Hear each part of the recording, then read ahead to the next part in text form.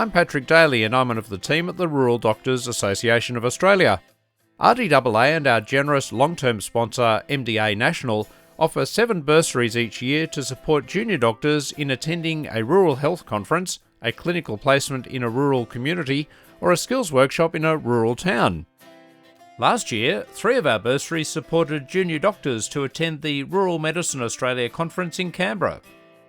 I spoke with one of the recipients, Dr. Catherine Nortje, in the weeks leading up to the conference, about her childhood in South Africa, her passion for rural medicine, and how she came to study medicine in Australia. I also spoke with her about her time as an intern and now resident medical officer at Mount Isa Hospital in Queensland and the plans she has for her medical career going forward.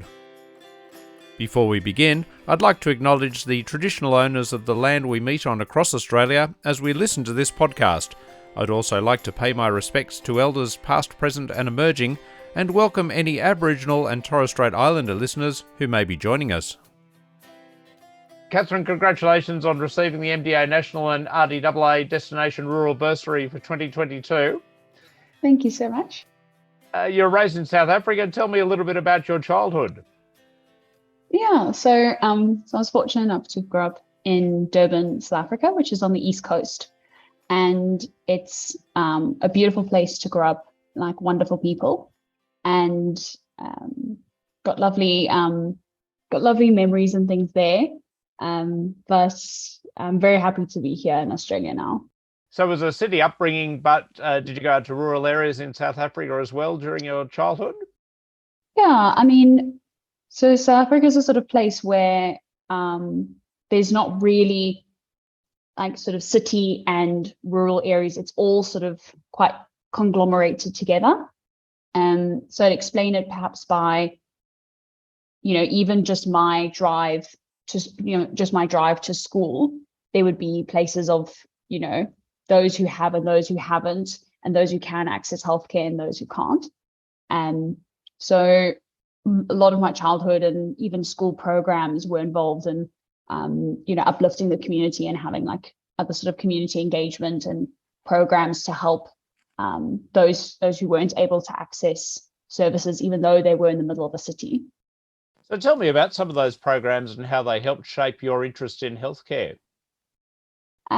So during school, we had a program called Smile, which essentially was a program where you would, as part of like a teaching and fostering sort of relationships, during sort of your year, what the equivalent here would be sort of between year 7 and year 9, sort of on an afternoon, you would take some sort of like year 3, year 4s, and you'd have like a class that you would teach about things that they may not learn inside a classroom, things like healthy eating and, so those sorts of other like outside the classroom kind of lessons, and you'd include it with sports and things like that. And then we also had, I was involved with Habitat for Humanity as well, just helping some of our communities, especially in Valley of a Thousand Hills, who often have to make very makeshift shelters because, they don't have access to proper housing materials, etc. And we would do these building projects and the family would be involved, and it would be really, really wonderful, actually. So do you think that got you interested in healthcare right at that early stage at school? Yes, I'd say so. So I was always been interested in biology and how the human body works, and explored sort of multiple areas within that sphere of saying, I enjoy sort of biology and healthcare, how, and applying multiple skills of, I enjoy chatting with people, and I also enjoy sort of management, like overview management type areas. And after investigating sort of a bunch of different areas and spending time in sort of rural hospitals and missionary hospitals, spending time with, say, like radiographers and pharmacists and allied healthcare and doctors, I eventually decided that being a doctor was probably the best fit for me. Now, before you got to that point, you represented South Africa at the Global Young Leaders Conference in New York in 2012, which must have been very exciting and interesting. You led the development of a model UN conflict resolution. What did that involve, and did it kind of get you interested in human rights at that stage? And did you think a career in human rights might be the way you'd go rather than medicine? Yeah, so that was around sort of year 10, year 11 in South Africa. And it was sort of on the back of being involved in a lot of debating. And as part of that debating and understanding, there are different ways to argue various viewpoints. My school sort of elected me as a delegate for this conference. And essentially the conference involved about 250 to 300 delegates sort of from around the world. We all congregated in New York and we discussed various viewpoints, and we had to take on a country and we had to learn all about the country and what their priorities are as a country, especially things like healthcare and, you know, the budget to be able to promise resolutions. And understanding how those resolutions worked was very interesting, because I always knew I wanted to do medicine, but I also knew that just one person or one doctor isn't going to may not make a huge difference on perhaps say a national scale, unless you understand how the local, national and international platforms worked in terms of creating healthcare change. The great example at the moment would be COVID, because that's a perfect example where, although there was one healthcare problem, all the countries had to work together to share research, to share resources and information. And, you know, understanding how that UN works and being able to make resolutions towards, you know, COVID vaccine equity is incredibly important going forwards. So I'll have to see where my future sort of holds and whether I'll be involved in things like that. And but very interesting. Was it interesting getting an insight into that political side of medicine and healthcare, as you say, at a local, international and national stage, where decisions may be taken that might not be the best for some countries, but may be required for an international or global outcome, and the politics behind that? Yes, it was very interesting. Perhaps we didn't use sort of some healthcare examples at that stage. We'd more looked into, there were things like, I think I spearheaded a topic in regards to like child soldiers. And so I had to research around the topic and basically present a resolution for people, for various countries to sort of agree. And taking the time from the initial idea and the initial resolution about how we want our country, or my sort of board wanted to bring about change. It was amazing to see how the idea initially started and how the idea was at the end. And being able to facilitate really good communication and have ongoing dialogues, it all results in little tweaks to the end product. And so I think sort of on a national scale, there might be an idea for something, and the initial idea and how it pans out at the end requires lots of tweaking and lots of discussions, which in today's world where everything is, there's an idea now and you want the next idea, concreted and in legislation the following day, it's difficult to try and explain to people how long it takes for some of that stuff to tweak and ensure that it's best for all parties involved. So it would have given you quite an insight, I think, into health policy development and then the communication of health policy right through the political system.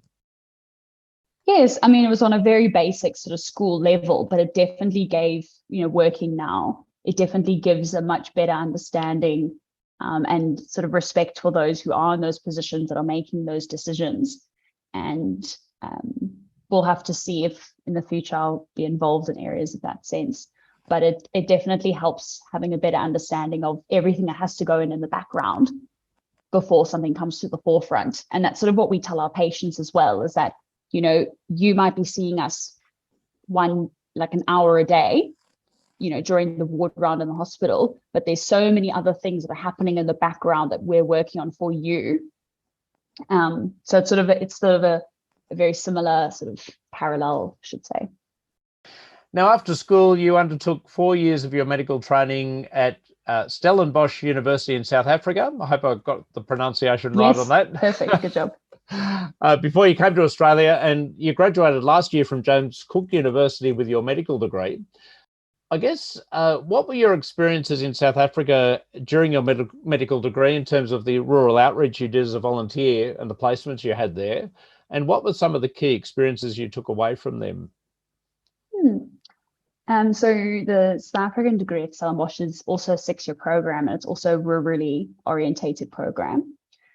So there are programs during your medical course where you are sort of decentralized, and you spend a lot of your rotations at sort of secondary and primary care hospitals.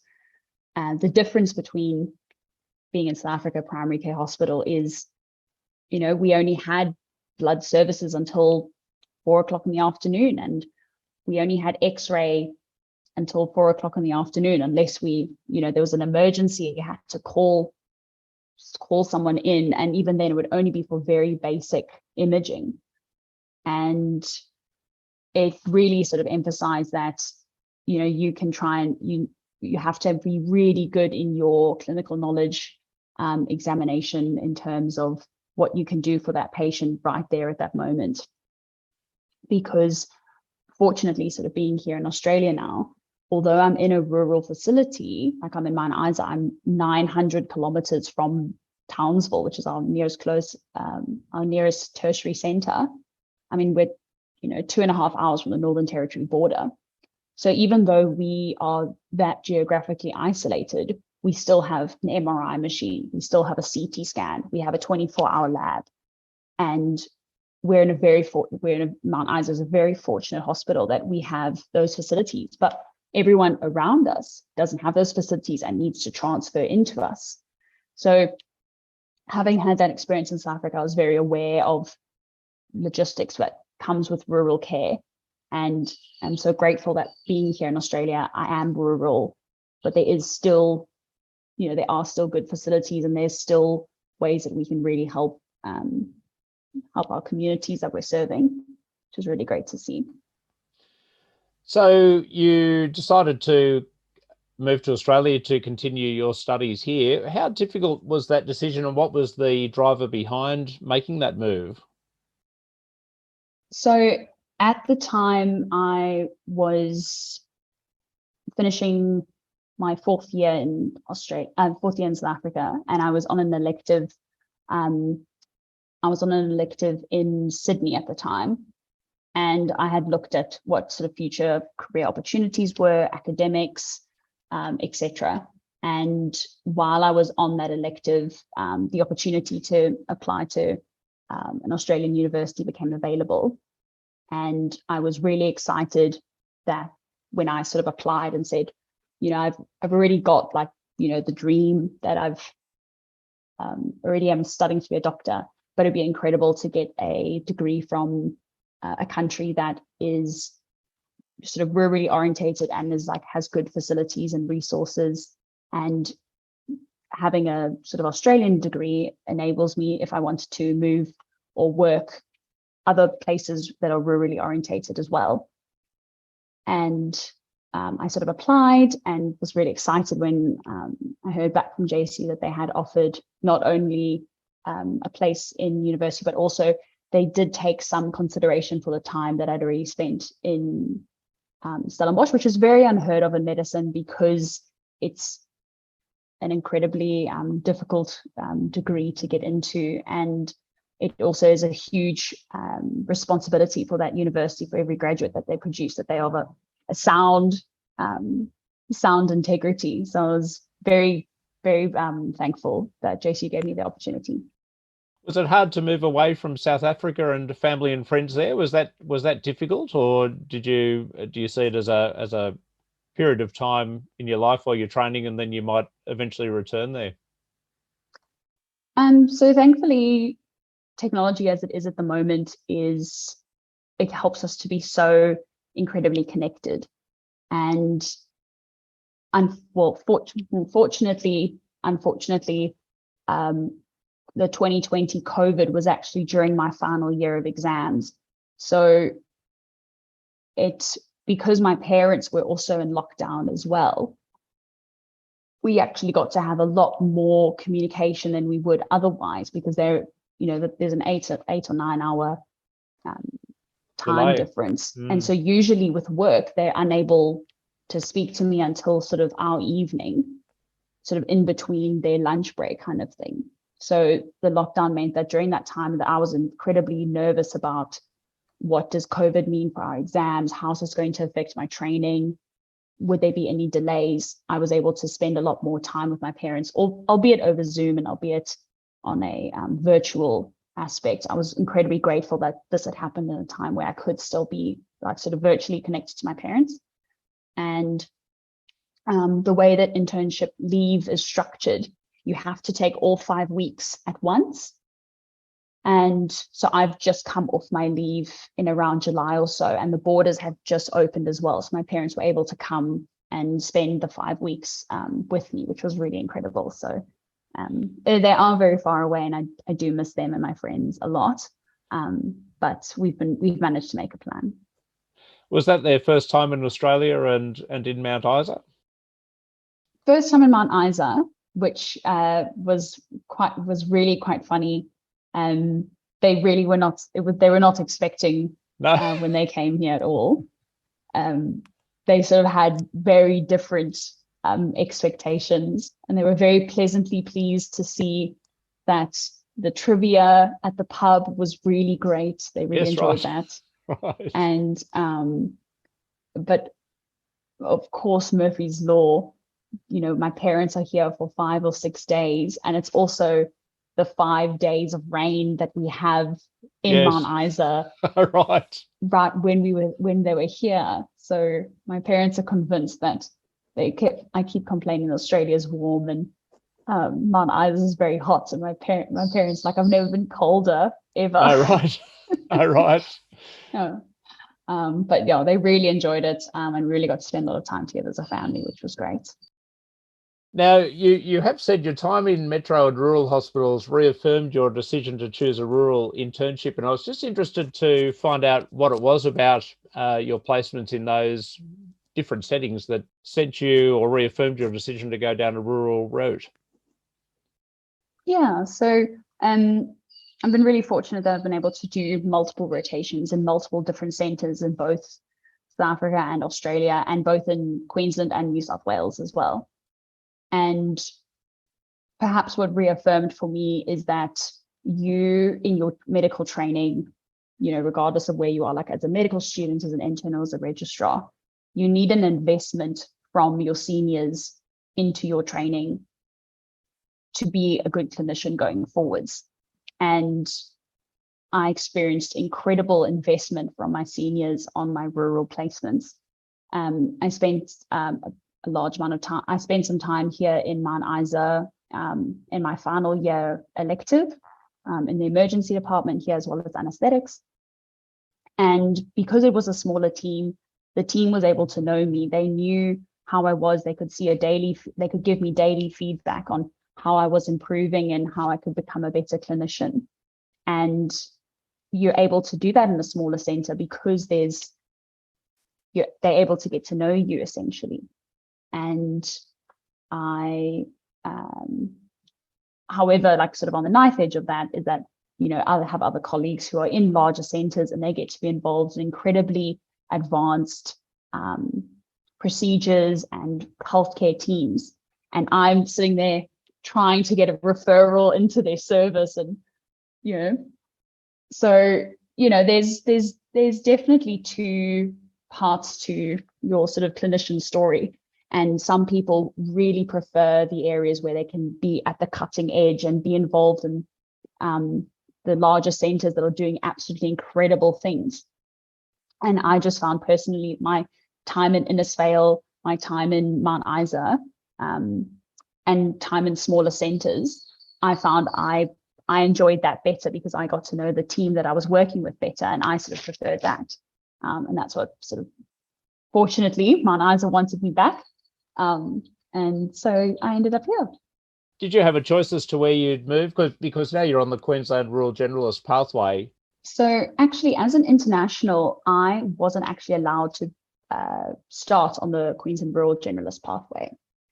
And I, also being international, am like the third or fourth round pick to be chosen for any internship spot. So I was incredibly nervous and frantically sending out applications to all the states. And I had a few interviews for a few other states as well. And then Mount Isa usually is a sort of rural generalist spot, and all 5 positions are usually rural generalist. And then something happened and a position at Mount Isa got converted into a general internship position, which is why I was able to apply for it. And at the time, I had to ensure that no Australian Queensland graduate went for that position. And so I had to frantically watch the Queensland Live internship application website and hope that no one was applying for the spot I wanted. And then as soon as it closed and I was able to send my preferences through, I got a lovely phone call from the internship team in Mount Isa saying that we've been really keen to have you and we're really excited to sort of like have you join our team. And only after that did Rural Queensland Generalist Pathway contact me and say, are you interested in the Rural Generalist Pathway as a pilot program? We can try you as an international. And so I said, of course, I'd be very keen for the extra training and support. Sounds like it was a very adrenaline-filled journey to get to Mount Isa in that position. You have no idea. Everyone else's 6 years are very relaxed. Yes. And my adrenaline and cortisol stress levels were very high. Yes, yes. Tell me about your training now. What's the mix of training involved across what disciplines and across what settings? Because I know that you're working not only at the hospital, but also at a number of primary care and Aboriginal health clinics in the region. Somewhat. So our training still involves the compulsory sort of emergency medicine, gen surg and gen med, but most of our general medicine and general surgery and general medicine, you're very involved in clinics and outreach as well. But with COVID, that's been affected somewhat. Our electives here include obstetrics and gynecology, as well as pediatrics. And I was fortunate enough to join the pediatrics team on their outreach to Mornington Island, actually, which was really lovely and great to see the community and great to be involved and to be able to. I bumped into a patient the other day, like on my next rotation, who's from Mornington, and I was able to really sort of relate with them and say, oh, how do you find the fact that there's no, just Mornington sort of talking? And it really helps reaffirm those sort of patient-doctor relationships, which is great because they know that it's someone who's been in their community and knows what they're talking about, compared to, say, someone in Melbourne who's trying to imagine what Karumba looks like. So the outreach you particularly enjoyed in terms of the variety of work that you came across there? Yeah, it's really great. As well as for instance, sort of colleagues that had been on the outreach clinic the week before, like a few weeks before, had managed to pick up something that, without that access to healthcare, they wouldn't have been able to manage that condition, and were able to get that person sent and had that condition solved, and were able to completely change the trajectory of that patient's life. And because they happened to be there and the community said, listen, we're concerned about this person, they said, fine, we'll have a look and we'll see what we can do. So that was really rewarding. And I actually got to follow up with that person when I went to Mornington. So, it was great to see what we can do as a healthcare service.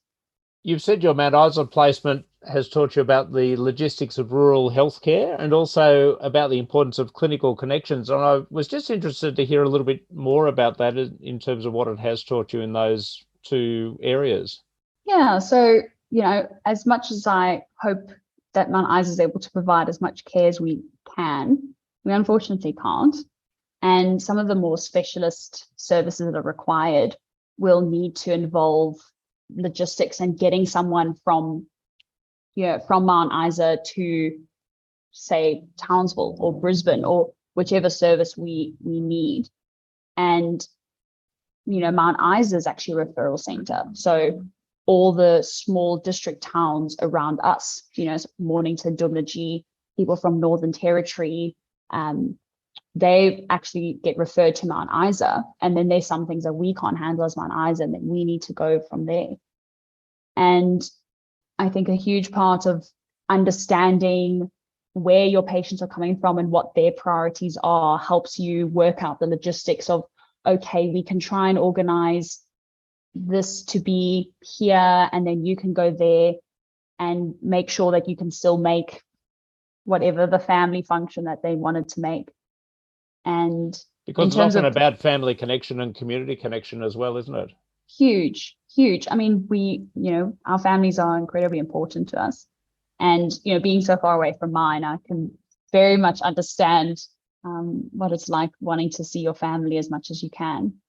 And in terms of the clinical connections, it's great to know the other person that you're calling at the end of the phone call. And, just recently I was able to go to the Rural Doctors Association conference in Queensland in Gladstone, and was able to, have a chat with our friends down the road in Glencurry. And, one of the consultants I was working with was able to meet a consultant that they've been speaking to for 5 years, but had never sort of actually met. And it's lovely to have those connections, especially because depending on where my career sort of takes me, it's great to know that, so-and-so that I met at RDAQ is now based at that hospital and seems to have a good team of people there. Do I want to come and join the team? And I go, well, yes, we're all a team here. And it's great to know the people that you're meeting, which you can do in rural healthcare, and more so, I think, than metro, which is great. And it's also good to know that the distance specialist that you're speaking with over the phone is knowledgeable of the rural experience and knows what you're facing at Mount Isa, or even more remotely. Definitely. And some of the specialists that we speak to have been to Mount Isa, or they've been to wherever. And it's great for them to have a much better understanding of what our facility can offer for patients, as well as where our limit is, and where they say, okay, we can really help in this situation. Let's, help out a fellow colleague and, help a patient. Now, what have been the wider challenges of your junior doctor years and your training experience so far? And I guess some of the highlights as well. So 6 months in, I'm not going to say I'm an absolute, wise owl about how doctor training is going. So far, the 6 months has been a learning curve, as is. I think the fact that I can now sign for things, and, if people ask for a doctor, I can't, I'm not looking around. I actually realize that it's actually me. Bit nerve-wracking sometimes. Oh, for sure. But also it's great. It was nerve-wracking, perhaps maybe, the first day, but within 5 minutes of saying, someone's asked me for this, having a good team there of other doctors, having great consultants, having great seniors who are there, you're never fully left alone. You never really feel completely deserted. And you are still learning, and you still stumble and figure out how to do a referral and figure out how to become sort of an efficient machine, I hope. And, I'm still learning, and I still, you learn something new every day. And, it's been great fun. It's been great fun. I've made great friends, and it's been really fun working. So I really enjoyed it so far. Hopefully it continues. Yeah, absolutely. Would you say the scaffolding and the support that you're getting at Mount Isa or in a rural or regional centre would be more personal than that you'd get in an urban centre or a major metropolitan hospital? Well, I can't speak for doing an internship at a metro hospital, but we are 5 interns. So we have intern teaching, and it's 5 people and a supervisor. And so you can't, you firstly can't hide. So you definitely have to make sure that you're doing the job well, because there's only 1 intern per rotation. So yes, you've got to make sure that you've got your job up to speed. So you can't hide, you can't try and sort of sneak behind and not. And but it's really great because you not only the interns, but you are immediately sort of thrown into all the doctors and all the allied healthcare. And that's been really great. Like because I'm the president of the RMO Society, and we, just like a week ago, 2 weeks ago, we organized like a sort of a lawn bowls get together and we said, we'll have all the healthcare people with us. And so we had everyone from podiatry to the ICU registrar, and it was just so great because everyone just came in together and we all got to get along, which is just so nice. So it really enhances that focus on multidisciplinary team. Yeah, definitely. And it's great because the other person on the phone, and it's not, whereas with larger hospitals, you'll be so busy with patients and you'll send a referral to someone and then they might come at a different time, so you don't really see them. Whereas I call speech pathology, and as I answer the phone, I know exactly who's on the phone, and it's just a great time. Now, you've got a keen interest in acute care and anaesthetics. I'm interested to know where you ultimately see yourself working and what sort of practice mix you'd like to be doing in the future. Yeah. So there's various options at the moment. I am sort of very aware that as a junior doctor, I want to be sort of involved in all the exciting things, and just trying to see sort of what career path I can see myself going into. But there's so many options that you can go into, whether you decide to do rural generalism with, say, an advanced skill, or if you end up doing the specialist and coming back into rural. There's so many various options you can do in different ways that you can end up in a space. And I think it'll be definitely just dependent on what options are available when I'm making the decisions. And I'm enjoying where I am now, and I get to have really good rotations and great support and supervisors, and exposure to such a large amount of cases. So I'll be in Mount Isa next year as an RMO, and I'll be doing mainly emergency and anaesthetics, and I think some other rotations. We're still waiting on the roster, and yeah, it'll be great fun, and I'll be able just to sort of get into things. Have there been any areas of medicine that you've been surprised that you've enjoyed? Any areas of practice that have blown you away in terms of your interest level that you wouldn't have expected? So I've definitely been more of a procedure-based clinician. I've always enjoyed surgery. I've always enjoyed anaesthetics, emergency, because you feel like you see a problem and you fix it and the person goes home. It's a very tangible type of medicine. So my general medicine rotation, I had initially had mixed feelings about, and surprisingly, I became firstly completely in awe of the physicians that we have at the moment.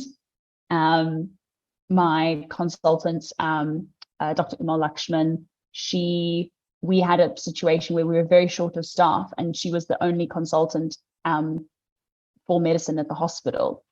And I was incredibly amazed at how much of a difference we were able to make, and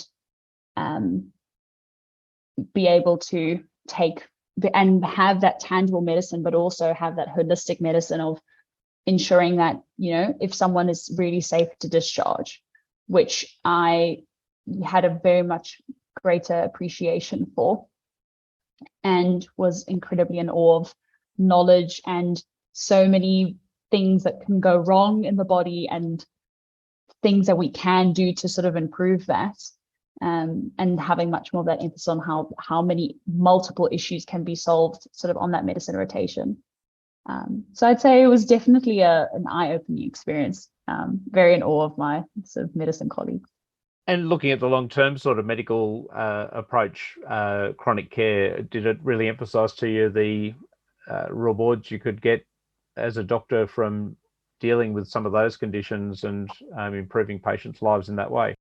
Definitely. And I think the thing about chronic care or chronic diseases is that initially when you're diagnosed, you don't see the difference. You know, the day before you're diagnosed with, say, diabetes versus the next day, not much has changed. Maybe your GP or your specialist has sort of prescribed you some new medicines, but for the patient, they don't really see a difference. And the thing with chronic diseases is that the difference is that if you don't, have that person who can sort of guide you into getting on top of things and ensuring you have that tight care about your hypertension or diabetes, you're going to put in this work now for 10 years down the line when you can still walk and feel your feet. And I think that definitely as we move into more that chronic diseases phase for most conditions, it becomes even more important that the person who's explaining to you how this disease is going to affect you really ensures that they have that continued care with you to ensure that you can keep walking around and not needing amputations and all sorts. And the doctor can take on quite a motivational role there too. Yeah, I think so.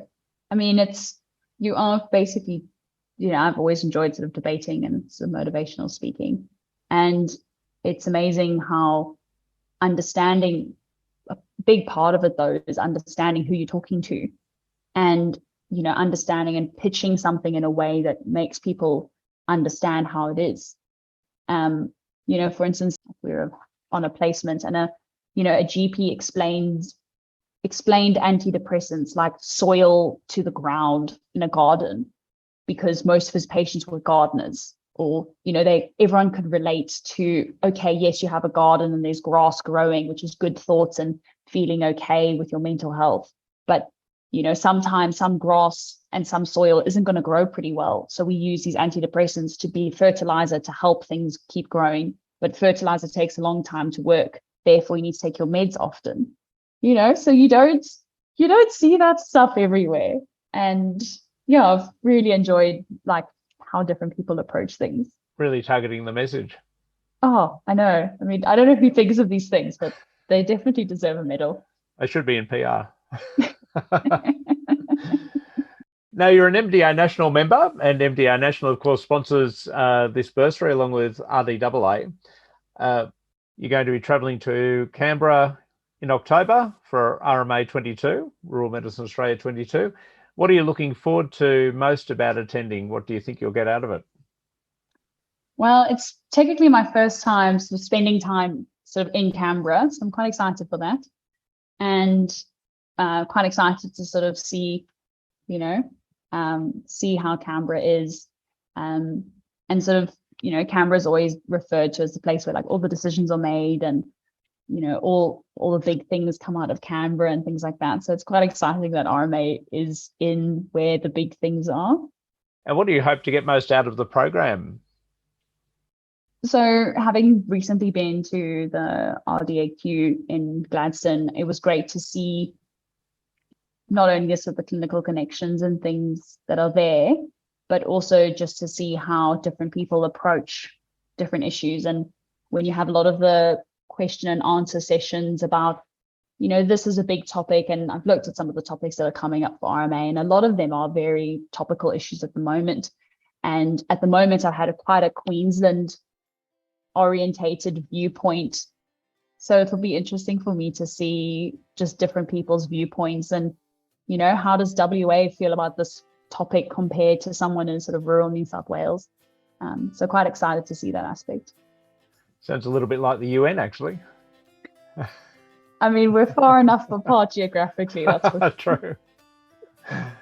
Well, Catherine, thanks very much for your time today. Really appreciate it, and I look forward to seeing you at RMA 22.